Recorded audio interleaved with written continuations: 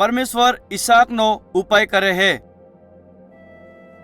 જ્યારે અબ્રાહમ ઘણો ડાયો થઈ ગયો ત્યારે એનો સોરો ઈસાક એક આદમીની ઉંમરનો થઈ ગયો। એટલે હારું અબ્રાહમે આપણે એક સેવકને આપણા સોરા ઈસાકને હારું આના દેશ થકી એક બજેર લાવવા હારું મોકલ્યો જા એના હગાવાળા રહેતા થા। જા અબ્રાહમના હગાવાળા રહેતા થા આના દેશમાં જવાની એક લાંબી સફરને બાદ પરમેશ્વરે આના સેવકનો મુલાકાત રિબિકા થકી કરાયો।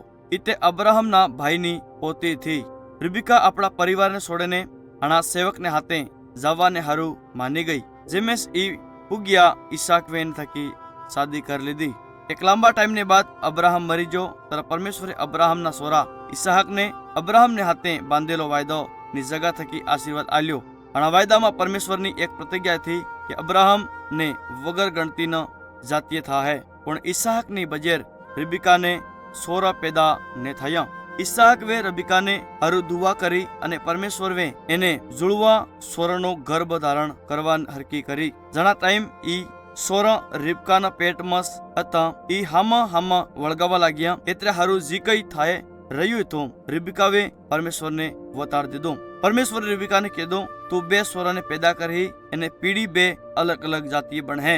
ઈ એકબીજા થકી વળગા હે પણ મોટા સોરા થકી પેદા થવા વાળી જાતિને નાના સોરા થકી થવા વાળી જાતિનો હુકુમ માનવું પડે। જ્યારે રિબિકાએ સોરાને જન્મ થયું તે મોટો સોરો રાતો અને રોંગટા હતા અને અણવે એનું નામ એસાવ પાડ્યું। નાનો સોરો એસાવની ફણીને હાદીલી જન્મો અને અણવે એનું નામ યાકૂબ રાખ્યું।